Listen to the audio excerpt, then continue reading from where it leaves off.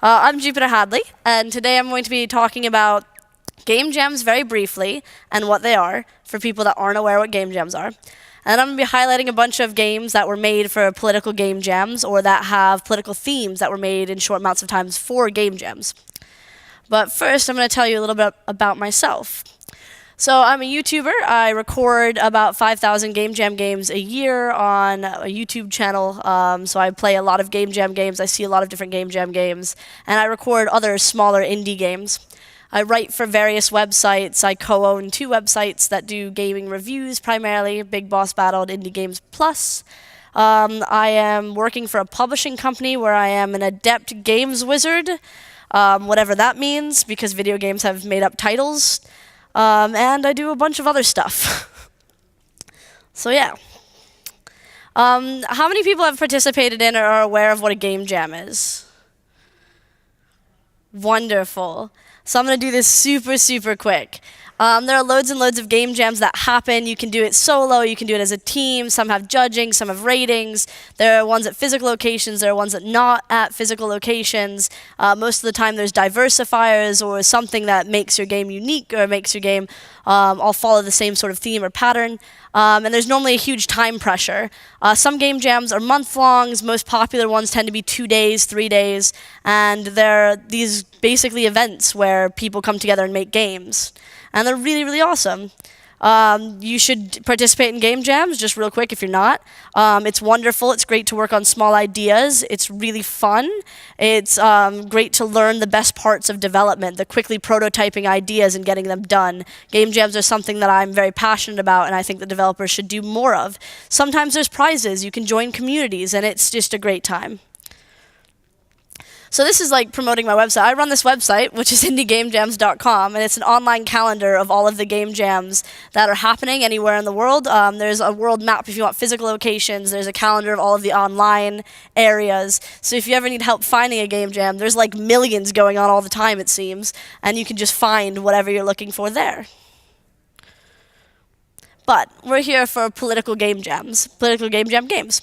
There's been quite a few political game jams over the years, most notably the Resist Jam, which was quite a big one, but there's also been quite a few other smaller ones that have ended up popping up. The Games for the Many is a physical location political game jam that's done primarily through England by the Labour Party. They have a games division that is running game jams to talk about politics in the UK and to make games that change the way people perceive and consume politics, which is just really amazing. There's been the Fuck Capitalism Jam, which was a game jam about making free games because fuck capitalism and everything costing money and the world being so expensive.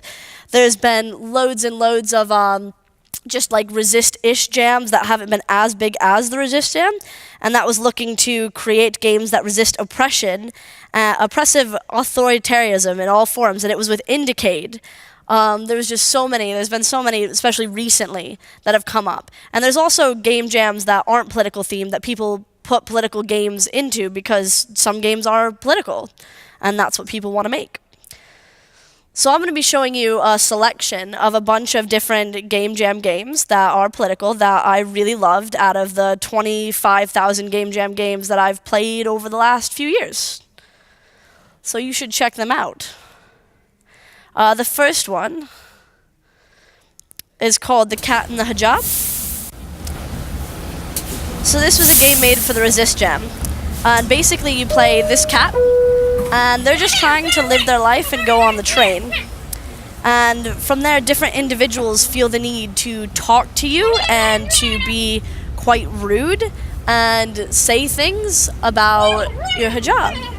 And you get to decide how you react to this. You can react with kindness, you can react with anger, you can react with confusion, you can explain why it's not okay to do this, and there are multiple endings depending on what you do. But there's a timer, so you don't have a lot of time to react, and that timer gets shorter and shorter depending on what you do, and depending on how many conversations you have, because you're just on a train trying to get home.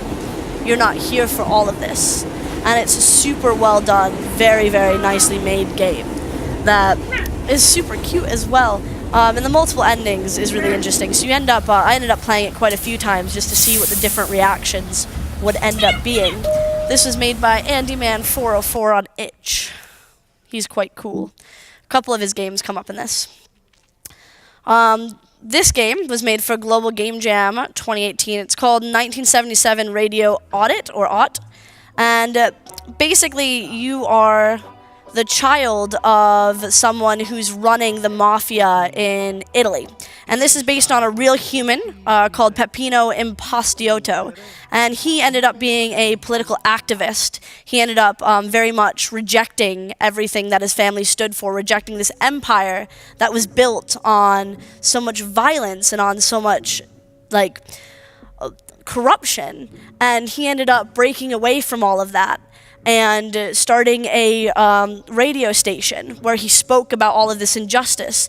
And every day as a kid, you make these decisions and you try to decide what to do with your family because bad stuff's happening. Your father has a gun, your mother never talks. You have all of these things that you're seeing around you which aren't good. And you have to decide who to talk to and what to react in and see what your family has done. But ultimately, you're pushed towards being against this. You do spend some time as an adult sort of embracing this whole thing that your family built before finally breaking apart. And it's really interesting to see this story play through on this medium. So this is Primetime. This is a more subtle game that was made for the Resist Jam. And it takes a while to play through. Basically, there's this TV. And you flip through your channels and you watch TV because that's a normal thing that most people do. They watch TV. And as you are going through the TV channels, they slowly start to change each day. Because this is just after work looking at TV. You can see the news, you can see sports, you can see programs that are just shopping networks. And as the time progresses, there is censorship. And there is different bits of the world that you no longer get to see. There is stuff that used to be quite intense on the news is no longer there, and everything's happy again suddenly. And it's subtle changes to where, like, some of the movies aren't quite the same because that stuff's not allowed anymore. And you play through these days. At first it's sort of the same, and then it quickly starts changing, and everything's censored, and most of the stuff that you're used to seeing on this program, it's just not there anymore. It's also got a really cool art style. So you move on to each day. Public service announcement from Iran. This is made for the Tag Jam 11. And this is meant to be more of a satiric, it's quite loud, game. And you start off taking a survey that you don't have a lot of options in. Everything's basically the same. And you end up passing this survey because you have no choice. And you become this giant orb, which will show up in a second, and you have to crush all of these skeletons. You don't have a choice. The more you roll through, if you avoid them, you still end up killing all of these humans, and you end up eating it and getting bigger and bigger and bigger in this valley, and it's just really, really weird and quite insane. You end up hitting critical mass, which is what that's what your aim is just to swallow up all of these people who had also taken the test. It's also by Andy404, but this one's on Game Jolt. He's made a lot of really interesting political games and is an active game jam developer who consistently makes this sort of stuff.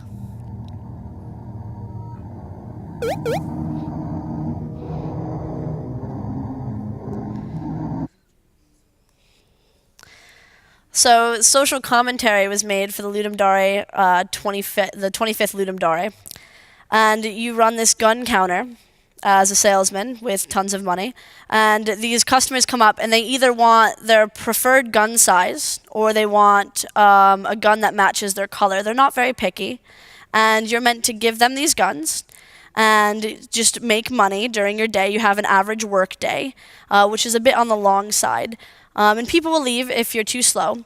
And this is what the world is. You kind of get a sneak peek in there during your work day, but everyone who you're giving guns to is walking outside and shooting them and killing each other, and killing people who haven't purchased guns yet, and killing people who you don't give a gun to in time. And once your day is over, you need to walk back through that because you have a curfew and you can't stay in your shop for curfew, and you have to try not to die, and then you can buy ads on the TV so that everyone's more pro-gun, so that they continue buying guns, so that you can continue to make a living. And you have to just keep playing until you either die from the guns that you've sold, run out of money, which is quite hard because everyone wants to buy these guns, or don't make it from the end of curfew, in which case you get executed. The actual score at the end shows your death total before the amount of profit you had at the time of your death. And that was a very interesting game for a very interesting themed Ludum Dare. This is a game that was made for the Games for the Many Jam that took place in London. It's called Soars. It aims to highlight the class divide, starting off with a note about the inspiration for this game. So the developer had seen a homeless person in Leeds that he had seen a couple of times, and he was fine until suddenly he wasn't, because he wasn't able to get off the streets, he wasn't able to get help. And he ended up having massive sores all in his legs that were very badly infected, and didn't last through winter. He's no longer there. And in this game, you're just sort of playing as that homeless person that this developer took a picture with and chatted with, and that was covered in sores, and told a little bit of his story and how he can't get back on his feet. Which is just kind of a heartbreaking game. And the itch page, which is linked there, has the pictures of the actual individual. And it's just, you survive a single day and you don't make a whole lot. This was made for the Train Jam, and it's what the fuck do they need now, basically. And they censored out the word fuck. And you want to travel, you're supposed to be doing your first time traveling to another country. And so you pack everything you're meant to pack, and that's fine, and you're excited and ready to go. But then you start watching the news, and things are changing very quickly in this world that you live in. And there's more and more happening with government regulations, and there's more happening with what's needed and what's not needed. And there's more people that are now saying you probably shouldn't travel, it's not very safe, you need to have all of these things. And as you progress, you end up talking with a lawyer about visas, because they're suddenly needed, and about what you can pack and what you can't pack. And ultimately, you end up, if you don't manage it, too stressed to travel to begin with. And when you're unable to travel, you just end up stuck home where you are in your own bubble, and that's that. Going through that process and talking to individuals who are both excited and also scared for you as the government continues to change all of these regulations is something that's quite actively happening. Visas do change often, and it's hard to predict what you're needed to travel, especially with it changing.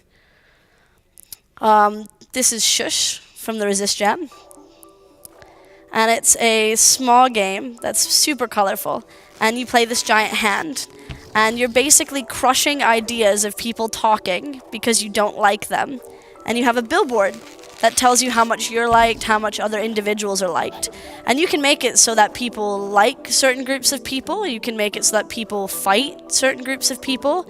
You can make it so that people gang up with other groups of people to stop talking to other groups, or you can make everyone happy and make it so that no one talks anything that's bad about anyone else. But as you manage it, the likes for you will go down, especially the more you crush, and eventually you won't be liked, and you'll be unable to crush these thoughts because you'll no longer have any power over these individuals.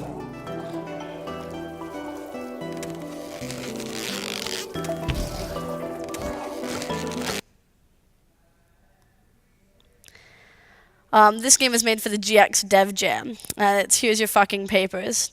And this is another one that sort of deals with visas. And you start off answering some simple questions that get questioned to you. And from there, you play a load of mini games that are a bit rough at the moment because it's a game jam game.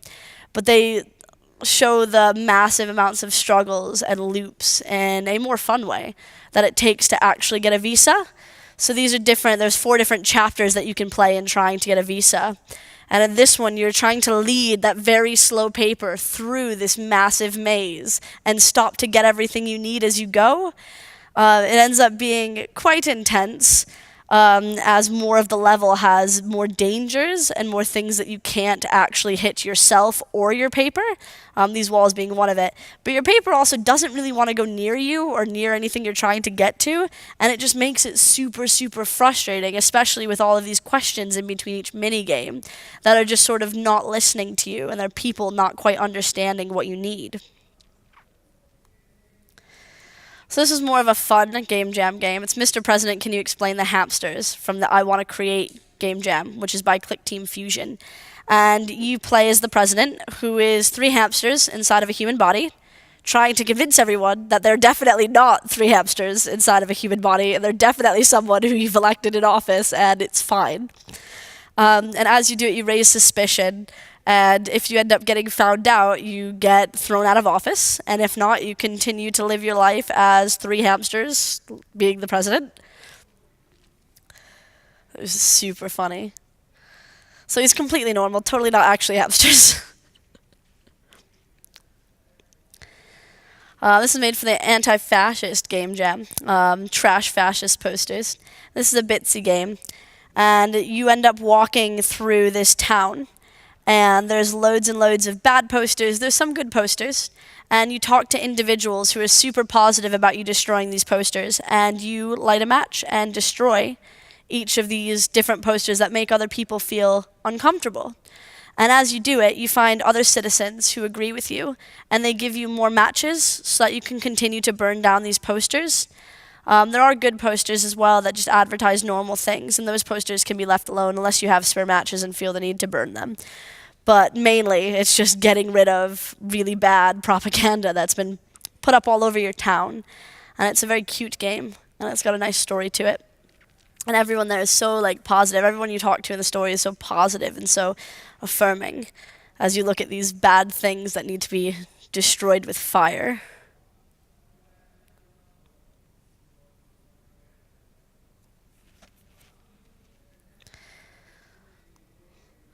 So this is Private Line, and I should mention that, though this is the Global Game Jam version, they've completely continued the game, and they have a whole story around this main character now, and it's coming out in beta next month. Their trailer's dropping this month, at the end of this month. But this aspect of the game, it's your job to, as phone calls are ringing, stop certain words from going through the phone, and you have to edge them out. And then you also need to report people who are saying too many bad things, and people who are not listening to the government. And as you continue to edit these phone calls, you're literally changing how people are able to communicate with each other. It's not after the fact. And that changes the world around you. But you're stuck in this job, and you don't like it, but it's the job you were assigned, and it's the job you have to fulfill. Because if not, you'll end up on the streets. In the game, the full game, this character ends up living his whole life, and you watch slowly as this job destroys their soul if you continue to work it with them. I'm really happy that they've continued it and made the whole game. They have a completely different art style as well, and it's looking really, really good. Though I'm not allowed to show any of it. This one's called Sim Uncle for the anti-fascist game jam. And you're at a super awkward family dinner, which happens to a lot of families, where everyone has an opinion, and most people are not talking about these opinions, but your uncle is. And he wants to talk about these opinions because he's not happy with you and the way that you live your life. And he's not happy with the fact that you don't visit much, and the fact that you don't talk about these things that he finds are important, like politics and like gender.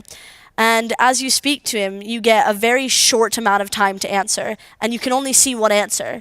And if you say no, it gives you a new answer, but that might not be the answer you want to pick either. So it's a risk to say no to stuff and to continue forward in conversation, because that timer doesn't reset, it just keeps shrinking, and you might end up with the last bit that came up. And so that timer's up by his conversation. He gets really annoyed if you don't answer and if you're quiet, and gets angry, and that causes problems. So you have to be super quick, and then you have to recover when you pick stuff that's really touchy, because your family will comment on it being really touchy, and your family will be super annoying about it. And it's a really weird game to balance through and to sort of make your way into. But it's really well written, and it's really nicely done, and it has a bit of humor in it as well. So you can just have non-answers, like, yeah, I don't know. Or big, long answers that you have to read through. Freedom Through a Lens has been a favorite of mine for a very long time. It's a game that's super well polished, and you play as a journalist, and you're going to a protest, and you're neutral. You don't have opinions. You have no idea what this protest is about. You don't know why these individuals are there, but you have a number of individuals who you need to go through and you need to take photographs of, and you need to write a report about these different angles. But the game itself is you talking to each individual, and there's a variety of them.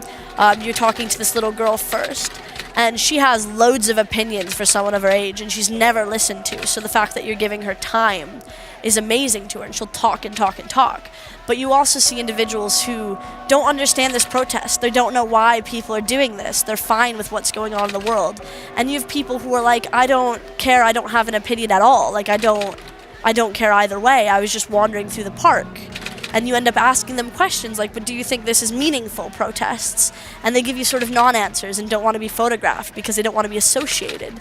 And then there's other people who can't be photographed because they have strong associations with people who could end up getting them fired for being at these sorts of protests, and they can't actually be there. And you can talk to them about those struggles.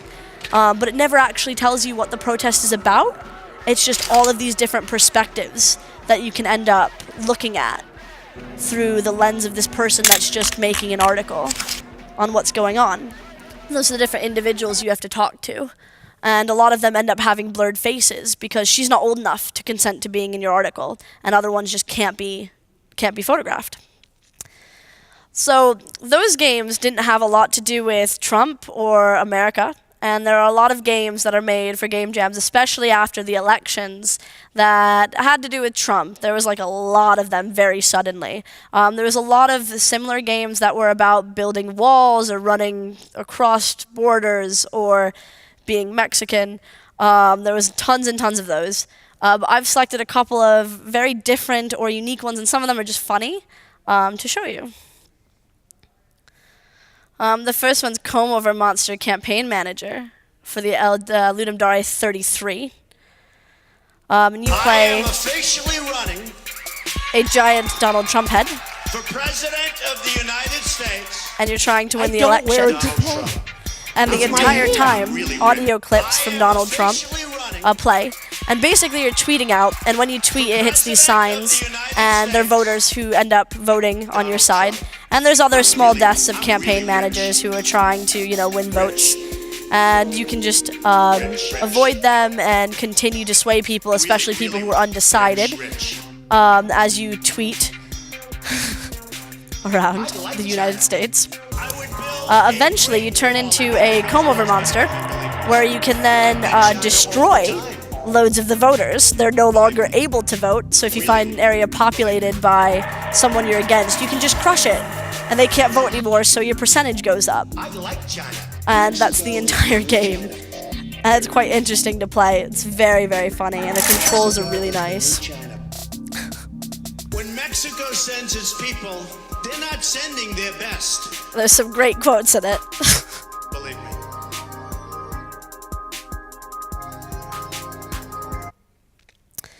This was Donald Trump 2K16, another Ludum Dare 33 game. I went back a page. So this is interesting. You basically play as a person running for president. And people ask you topics, and none of your answers have anything to do with the topics. They don't answer the question. But you need to keep them straight. The answer you answer for poverty, you need to answer again for poverty when poverty comes up. It's not about actually providing answers. It's just about being consistent, because being consistent is what ends up winning you the campaign. So there's like really funny responses that are actual quotes from Donald Trump that you can pick. As long as you keep them straight, you'll stay in power. And if you don't, you'll lose to the other party and be very angry.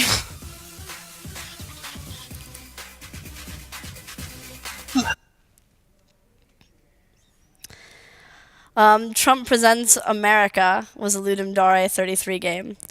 This was another game that sort of played on the fact that Trump's got a toupee, or that he's got weird hair. And it's just a giant toupee monster, if the video will load, destroying all of America, and occasionally turning green, and continuing to destroy everything. And the more you destroy, the higher your points are. And it's a very simple game to control, to play. But as you grow and get bigger, it just gets really weird. And it was a very interesting take on everything going on. And that's that. You roll around and you destroy buildings and people and just continue a path of destruction all throughout this American city with skyscrapers.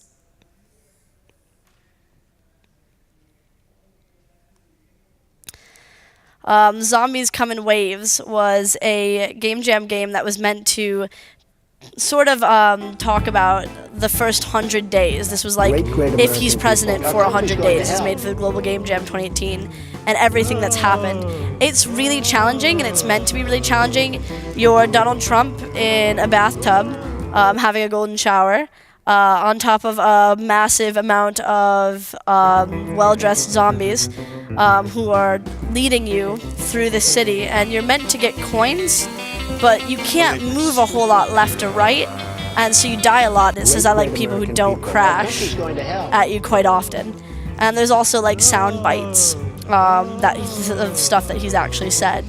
And you're just trying to get the most cash possible. Great American people. I died a lot playing this game and still continue to die playing this game. Lastly, for the Ludum Dare 37, Hitler's Cactus, or Only You Can Stop Trump. And this is a point-and-click game where you basically needed to move items in a timeline through various rooms in the past to create a future where Trump no longer is president. And you end up going through loads and loads of rooms, including like John Lennon's and Marilyn Monroe's, and each one has different items that you can sort of pick up and plant in other rooms. And you want to see how that affects the future. There's a lot of trial and error and a lot of subtle clues. And you've got a very limited inventory as well. So you have to sort of figure out what you're going to actually take with you and what you're going to leave behind to stop present day from having Trump. You can only visit each timeline once, or you disrupt too much, so it's a gamble. And you can only tell based on either good, like who you're visiting, based on either good knowledge of the years or these suitcases the first time you're playing, to understand what exactly you're affecting and what exactly you're taking. And there ends up being a lot of stuff you can interact with, and a lot of stuff you can move around between these timelines. And most of the time, Trump still ends up president. You just end up affecting other things.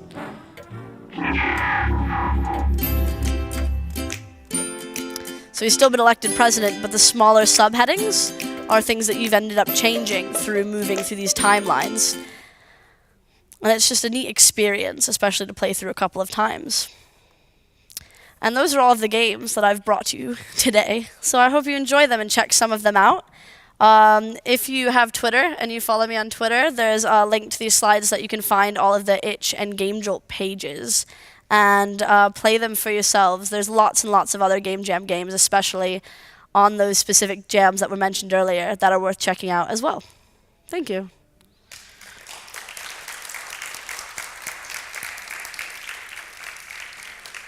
Cool. Does anyone have any questions about anything at all? Wait. So the title of your talk was Political Game Jams You've Never Heard of, right? Mm-hmm. Isn't that inherently a problem? If political games are meant to affect political change, how would you go about attempting to distribute this beyond just the participants at a political game jam who I'm assuming are already into politics and therefore wouldn't need to play these games? Quite a lot of these game jam games were from game jams that weren't political. Like the Ludum Dare, for example, quite a few of these were Ludum Dare games. And because these game jams aren't inherently political, And because specific jams have a lot of community around them, a lot of rating, these games do get played by people who weren't expecting political game jam games entered into these game jams. Some of these were from political game jams. More and more we're seeing like bigger sponsors come up and bigger people promote these game jam games, but it's definitely a problem, especially like games in general being released. So many of them are released all the time, and especially game jam games get hidden.